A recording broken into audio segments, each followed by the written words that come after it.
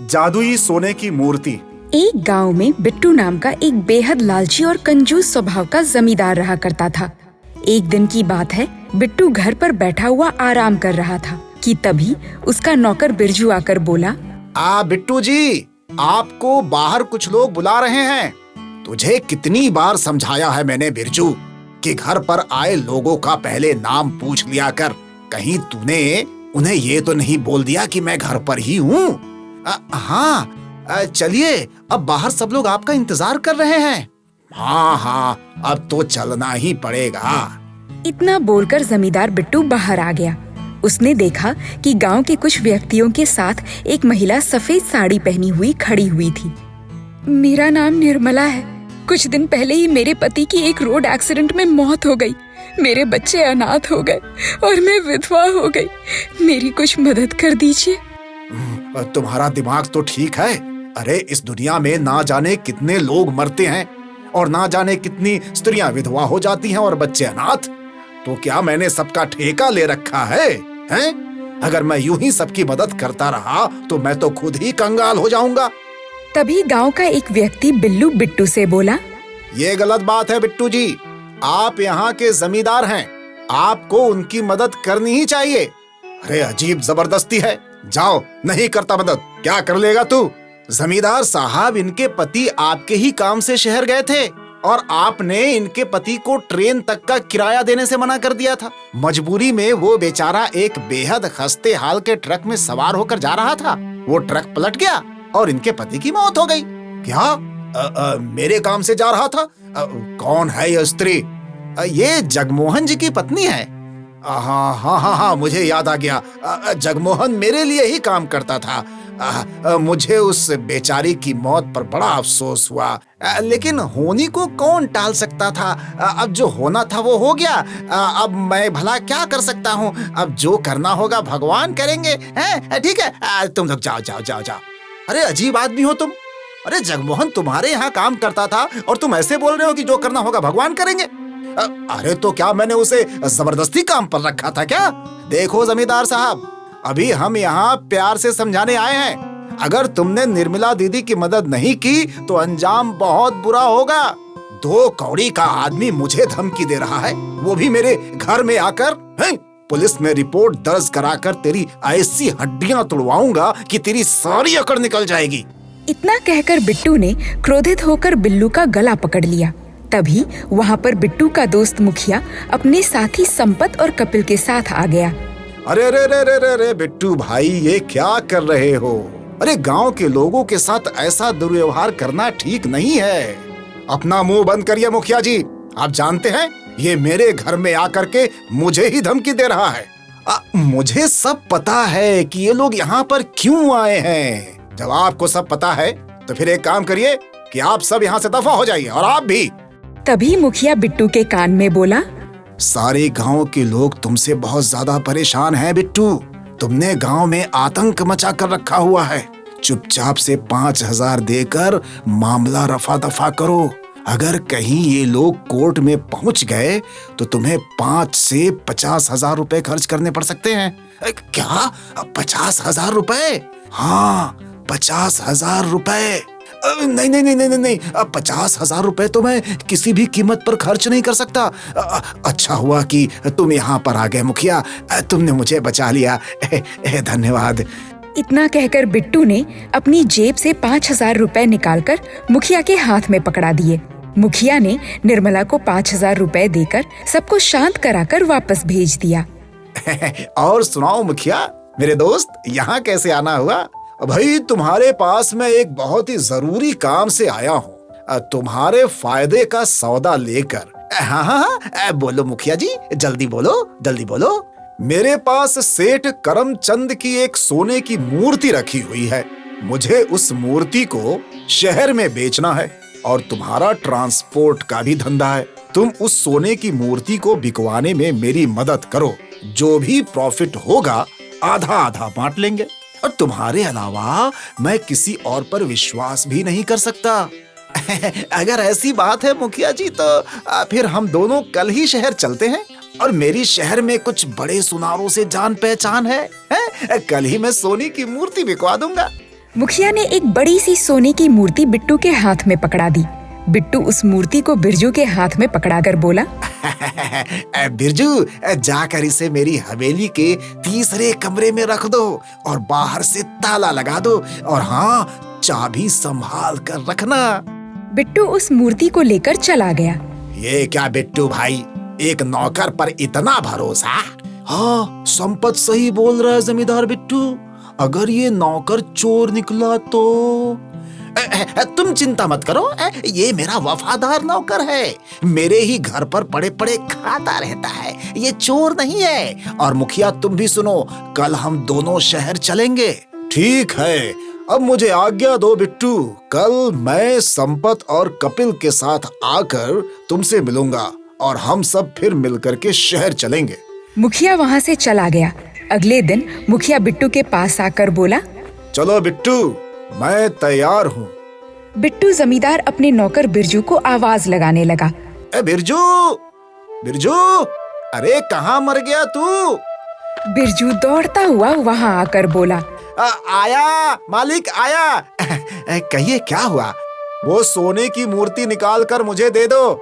बिरजू उस कमरे की ओर चला गया जहाँ पर बिट्टू ने सोने की मूर्ति रखवाई थी, मगर उसने देखा सोने की मूर्ति वहाँ नहीं थी। ये देखकर बिरजू घबराता हुआ बिट्टू के पास आकर बोला, बिट्टू जी, वहाँ तो सोने की मूर्ति है ही नहीं।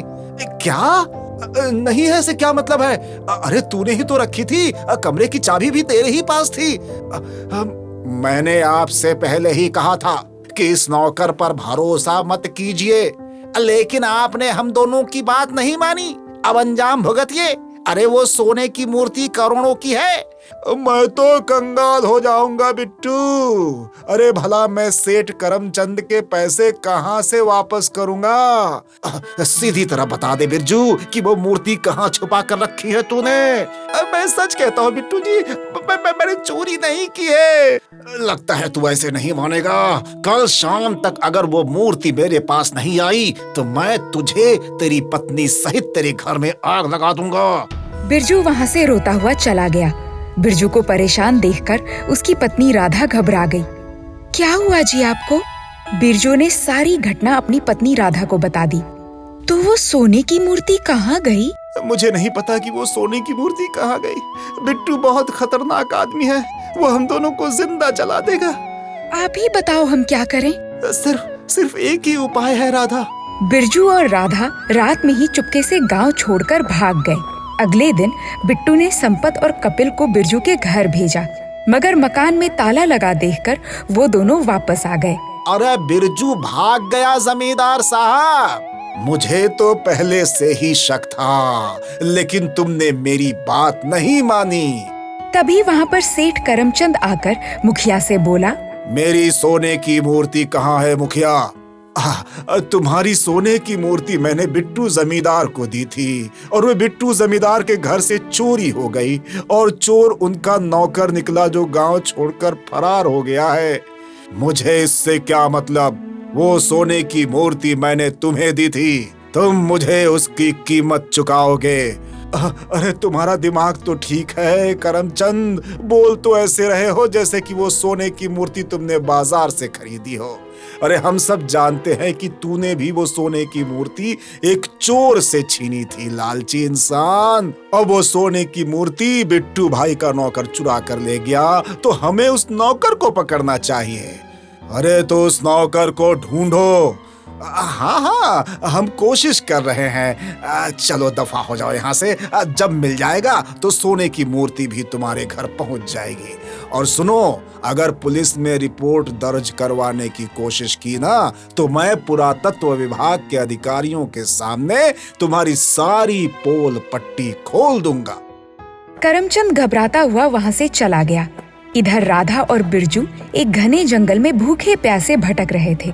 तभी बिरजू की नजर जंगल के उस हिस्से पर पड़ी जहाँ धुंध फैली हुई थी, मगर वहाँ वो धुंध पीली रोशनी से चमक रही थी और वहाँ से कुछ इंसानों की आवाजें भी आ रही थी। राधा, वो देखो, सामने उस धुंध के पार से पीली रोशनी आ रही है और कुछ आवाजें भी आ रही हैं। हमें वहाँ जाकर देखना चाहिए। बिरजू और राधा उस गांव की तरफ चल दिए, मगर उस गांव को देखकर उनकी हैरत की इंतहा नहीं रही। उस गांव में सभी लोग के शरीर पीले रंग के थे और वहाँ पर बड़ी बड़ी सोने की मूर्तियाँ रखी हुई थी। तभी एक व्यक्ति आकर बिरजू से बोला, कौन हो तुम? बिरजू घबरा गया। घबराओ मत, तुम एक जादुई सोने के गांव में हो। सोने का गांव? हाँ, सोने का गांव। लेकिन यहाँ का नियम है, हम बाहर से आने वाले किसी भी इंसान को यहाँ पर पनाह नहीं देते। लेकिन तुम और तुम्हारी पत्नी हमें भोले भाले लगते हो, फिर भी हमें अपने राजा की अनुमति लेनी होगी। तुम मेरे साथ चलो। वो व्यक्ति बिरजू को एक आलीशान महल में लेकर गया, जहाँ पर एक सुंदर राजकुमार, जिसका शरीर भी पीला था, बिरजू को रहस्यमय नजरों से देखते हुए बोला, कैसे हो बिरजू? आपको मेरा नाम कैसे पता? ये सोने का रहस्यमयी गांव है बिरजू, और यहाँ पर रहने वाला हर प्राणी जादू जानता है। आज पहली बार मेरे महल में कोई इंसान आया है। तो क्या आप इंसान नहीं हो? तुम हमें इंसान बोल भी सकते हो और नहीं भी। भला ये कौन सा जवाब हुआ? कुछ जवाब और सवाल हमेशा रहस्य ही रहने चाहिए। मुझे सब पता है तुम्हारे साथ बहुत ही बुरा हुआ है बिरजू। जब आप मेरे बारे में सब जानते ही हैं तो फिर आप ये भी जानते होंगे कि मैं बुरा इंसान नहीं हूँ। मैं तुम्हें कुछ दिखाना चाहता हूँ। इतना कहकर उस राजकुमार ने अपना हाथ घुमाना शुरू कर दिया। कुछ ही देर में एक दीवार पर एक दृश्य चलने लगा। उस दृश्य में मुखिया, बिट्टू, संपत और कपिल आपस में बातचीत कर रहे थे। वाकई मुखिया जी, आपकी खोपड़ी को मान गए। आपने किस चालाकी से करमचंद को बेवकूफ बनाया, और इसमें मेरा साथ बिट्टू ने दिया। अरे नहीं मुखिया, सारा कमाल तो तुम्हारा ही था। किस चालाकी से तुमने वो सोने की मूर्ति मुझे दी, और मैंने बड़ी चालाकी से उस सोने की मूर्ति को बिरजू के हवाले करके उस कमरे की दूसरी चाबी संपत और कपिल को दे दी, ताकि रात में ये दोनों उस सोने की मूर्ति को चुरा कर हमें दे सके। और हमने चोरी का इल्जाम बिरजू पर डाल दिया। अब सारे गांव वालों को यही लगता है कि चोर बिरजू ही था। अच्छा हुआ वो दोनों पति पत्नी यहाँ से फरार हो गए, नहीं तो मैं संपत और कपिल के जरिए उन दोनों की हत्या करवा देता। लेकिन आप इतना सब कुछ कैसे जानते हैं? क्योंकि वो सोने की मूर्ति बहुत पहले यहीं से चोरी हुई थी, और जहाँ जहाँ वो मूर्ति जाती है हमें सब कुछ पता चल जाता है। मुझे बिट्टू जमींदार से ऐसी उम्मीद नहीं थी। इंसान बड़ा लालची होता है, लेकिन मैं तुम्हारी मदद करना चाहता हूँ। उसके लिए तुम्हें एक वादा करना होगा। तुम इस रहस्यमयी जादुई सोने के गांव के बारे में किसी को कुछ भी नहीं बताओगे। हम वादा करते हैं, हम इस रहस्य को हमेशा रहस्य ही रखेंगे। तुम यहाँ से जितना सोना ले जा सकते हो ले जाओ, मगर याद रखना, इस सोने से गरीब लोगों की सहायता भी करना और अपने गुनहगारों को सजा अपने हाथों से देना, ताकि वो लोग कभी और किसी के साथ अनर्थ ना कर पाएं। राजकुमार ने ढेर सारा सोना देकर बिरजू और राधा को उस जंगल से विदा कर दिया।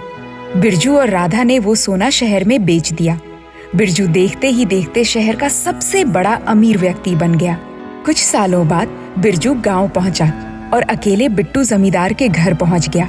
इत्तेफाक से उस दिन मुखिया भी संपत कपिल के साथ वहां मौजूद था। बिरजू, तू जिंदा है?